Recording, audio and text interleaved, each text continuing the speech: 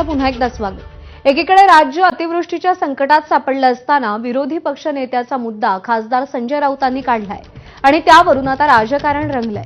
राज्य सरकारनं विरोधी पक्षनेता होऊच दिला नाही। विधिमंडळाच्या दोन्ही सभागृहात विरोधी पक्षनेता नाही। सरकारविरोधात कोणी आवाज उठवू नये यासाठी विरोधी पक्षनेता होऊ दिला नाही असं खासदार राऊतांनी म्हटलंय आणि राऊतांना भाजपच्या नवनाथ बन यांनी प्रत्युत्तर दिलंय। सरकारबरोबर विरोधी पक्षनेता सुद्धा अशा संकटाच्या जागी फिरत असतो, लोकांची मतं समजून घेत असतो, लोकांचं दुःख समजून घेतो आणि त्यानंतर तो आपली भूमिका मांडतो आणि त्यातून सुद्धा सरकारला एक दिशा मिळते।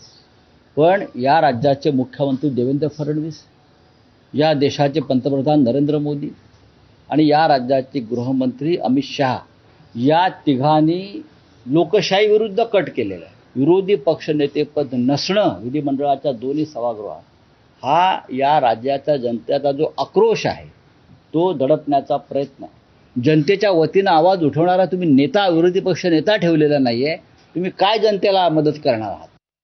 किमान थोडीशी संवेदनशीलता संजय राऊत तुम्ही दाखवली पाहिजे। मराठवाड्यातल्या शेतकऱ्यांची अवस्था काय आहे ते प्रश्न तुम्ही मांडत नाहीत आणि आज काय बोंब मारतायत तर आमचा विरोधी पक्ष नेता निवडा। अहो तुमचे लोक कुठे आहेत? तुमचा एकही माणूस बांधावर गेलेला नाही। तुमचा एकही आमदार ओमराजे वगळता तुमचा एकही आमदार बांधावर गेलेला नाही।